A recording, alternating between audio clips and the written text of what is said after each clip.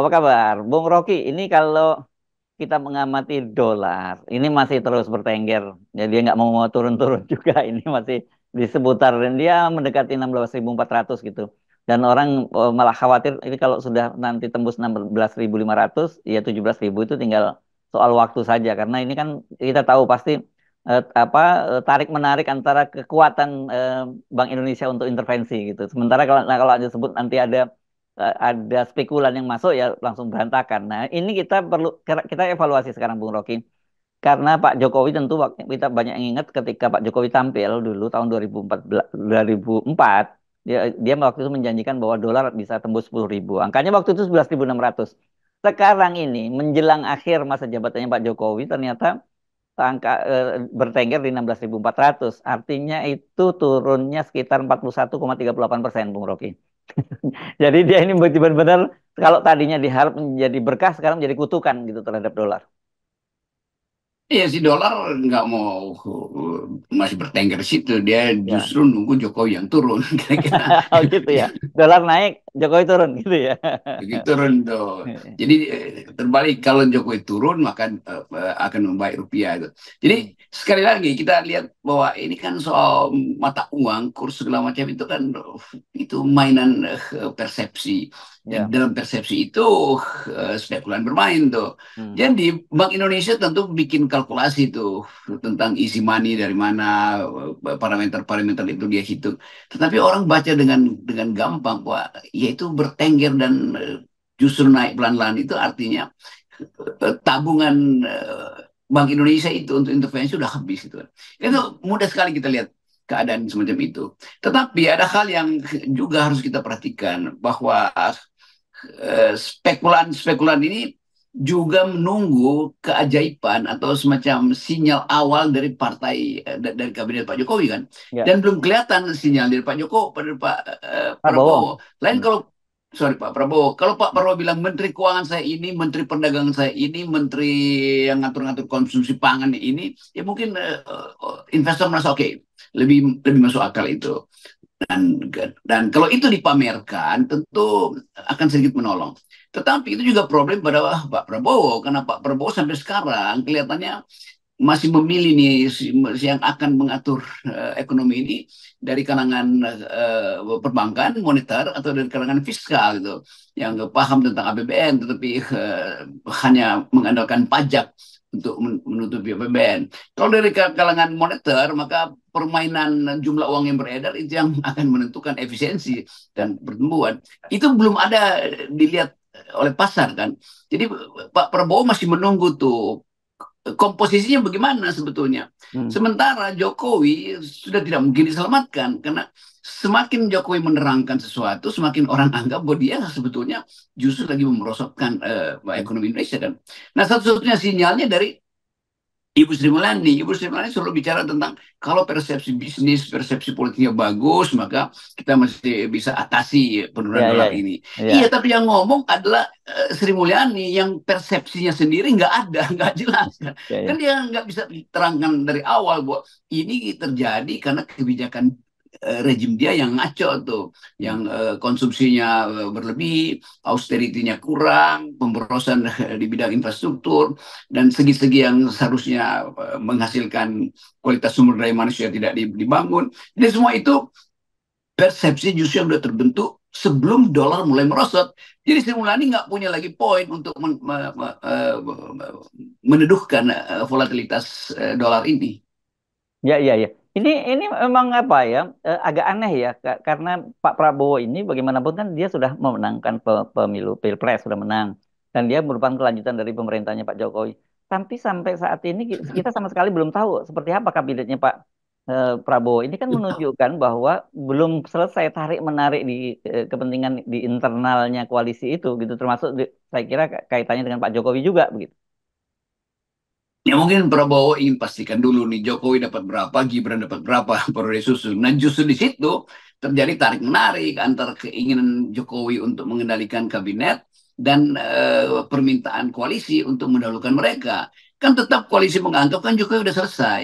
Hmm. Tetapi bagi Prabowo, dia pernah menjanjikan untuk meneruskan kebijakan Pak Jokowi kan. Itu artinya Jokowi akan dia dahulukan. Jadi kebimbangan itu ada di situ. Sementara teknokrat-teknokrat di Gerindra melihat hal ini sebagai hambatan tuh. Kan bisa kita bayangkan ekonom-ekonom pinter di Gerindra itu mantan-mantan teknokrat, bahkan mantan-mantan teknokrat baru mengerti bahwa harusnya sudah diucapkan komposisi kabinet itu supaya pasar langsung lihat tuh prospek dari kabinet Pak Prabowo kemana tuh. Tetapi sekali lagi mereka nggak mampu misalnya untuk semacam memaksa Pak Prabowo jangan sinilah, jangan sinilah. Karena Hmm. Pak Prabowo secara subjektif juga ya seringkali ingin apa yang dia mau itu diterima oleh Gerindra atau diterima oleh koalisi kan.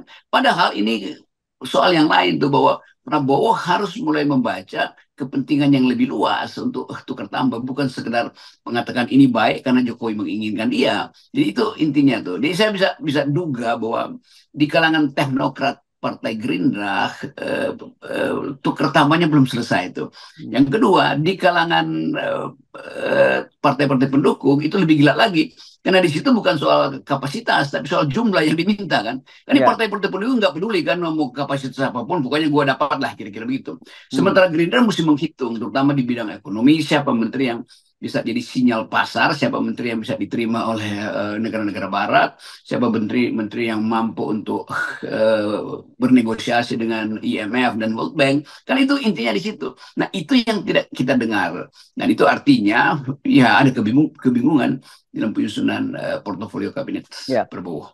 Ini kan dengan di era di akhir masa jabatan presiden dan biasanya presiden terpilih baru itu harusnya kan semacam memberikan harapan, hope gitu, new hope gitu ya, Bung Rocky ya.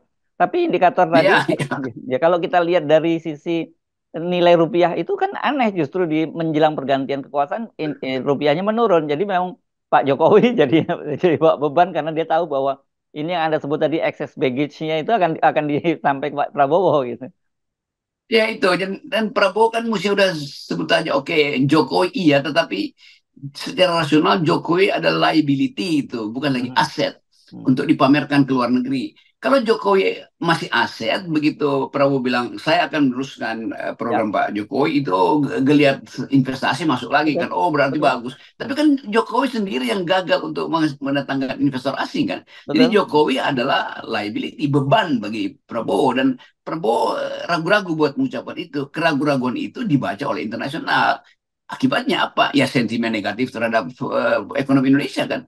Dan itu yang menerangkan kenapa akhirnya spekulan yang bekerja. Kan spekulan ini hanya mampu untuk beroperasi ketika ada ketidakpastian di dalam kabinet Prabowo. Jadi itu kan hitungan 2-3 detik, jual beli, sell, buy segala macam itu di atas komputer.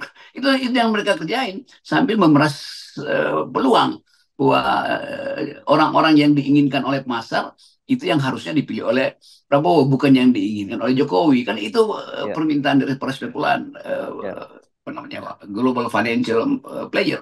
Ya, ini kan menarik gitu. Kalau tadi Anda menyinggung soal IKN kan, misalnya ketika ada kepastian dari eh, bahwa pemerintahan berikutnya itu adalah kelanjutan dari Pak Jokowi, harusnya para investor asing itu kan tidak ada keraguan lagi, begitu ya. Dan padahal Pak Jokowi selalu ngomong kemarin, bahkan terakhir kemarin masih ngomong bahwa harus ini mumpung lagi murah sekarang nih, nanti kalau harganya akan naik lagi.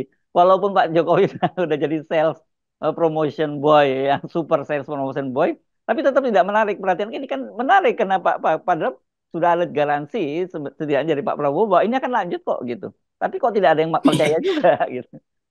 Tapi Pak Prabowo cara mengucapkan ini akan lanjut ya dia tambahin predikatnya atau anak kalimatnya ia lanjut 40 tahun kira-kira. Ya, 30 tahun maksudnya. Jadi Jadi tetap orang anggap bahwa Prabowo akan membatalkan itu atau minimal akan downsize, akan bikin restriksi-restriksi itu. Sementara Jokowi nggak mau tahu itu. Jadi publik investor asing melihat ini masih ada persaingan antara Jokowi dan Prabowo dalam soal IKN. Padahal ini tambang investasi yang besar sekali kan. Dan kalau kita abaikan sementara soal lingkungan misalnya sebelum Eropa dan anak-anak muda sedunia ini mengutuk IKN. Jadi sekali lagi bagi investor di luar negeri itu, investor asing itu, bagi mereka kestabilan politik belum terjadi itu. Nah itu masih ada cewek-cewek Jokowi. Yang kedua, status legal dari tanah itu juga belum bisa dia pastikan. Nah itu bisa dikerjakan sebetulnya kalau status legal. Yang ketiga yang agak berat adalah tekanan dari masyarakat internasional soal energi terbarukan, soal perlindungan lingkungan. Jadi memang semua faktor itu ya adanya dibuat zaman Jokowi, dan Jokowi belum berubah dalam soal-soal itu kan. Nah, itu yang menerangkan kalau Jokowi yang terus-terus jadi sales promotion boy itu artinya nggak akan ada yang masuk. Ya, Karena ya. ini adalah apa namanya eh, promotor yang kurang bagus untuk membaca kepentingan pemodal asing.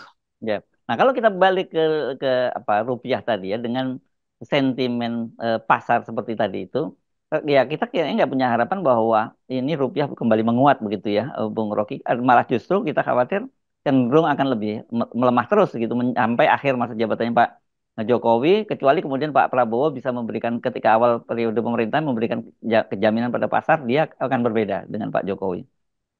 Ya itu kesimpulannya begitu.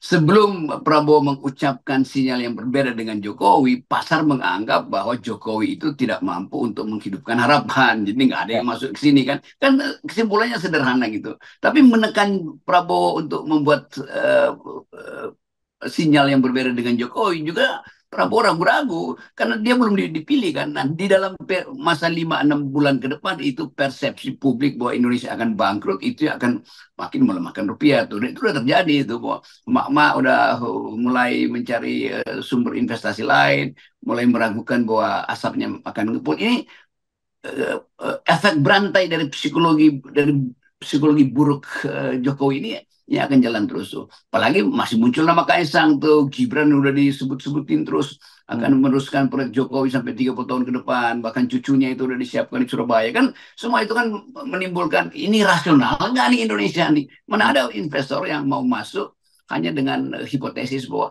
akan dipermudah tuh. Padahal secara faktual bagi mereka yang ngomong itu justru yang mesti turun ya, bukan dolarnya yang turun itu, yaitu Jokowi yang mesti turun. Jadi kalau kita meminjam dulu media-media asing menjadi apa hope menjadi no hope gitu. Sekarang ini kalau kita anggap apakah ini berkah atau kutukan atau apa ya, blessing atau curse gitu. Jadi ini tanda-tandanya Jokowi mengakhiri jabatannya bisa jadi kutukan ini kalau rupiah terus melemah gitu. Dan sudah terjadi itu, dan kan selama 2 minggu itu nggak berhasil intervensi, dan semangat untuk menghilangkan persepsi negatif itu tetap eh, justru persepsi negatifnya bertambah. Jadi memang ini kutukan, dan ini kutukan yang kita sudah bisa prediksi dari awal bahwa negeri ini dikutuk untuk menerima seseorang yang kapasitasnya kurang itu. Tetapi juga eh, dikutuk karena memang kita tidak pernah belajar untuk mulai mempertanyakan kapasitas dia kan. Dan mereka yang beroposisi guru-guru besar itu kalangan kolam Jokowi baru belakangan ini menyadari bahwa mereka sebetulnya salah memilih itu. Demikian juga PDIP. Tapi udah kalau udah salah memilih ya udah jangan lagi menunggu hal yang ajaib dari Jokowi. Nggak mungkin ada keajaiban datang dari Jokowi. Yang ada tambahan kutukan.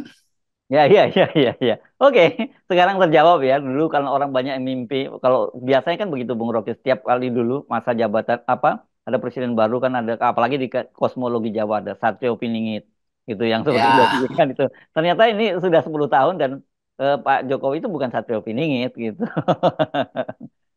iya, dia seseorang yang diselundupkan, Ya, dan ya. sebetulnya tidak ada berkah atau tidak ada wahyu cakraningrat yang turun ke dia tuh, selain wahyu cakraningrat yang dipersiapkan oleh lembaga survei. Yes, oke, baik. Terima kasih Bung Rocky. Kita note Oke, ya. Yes. yes.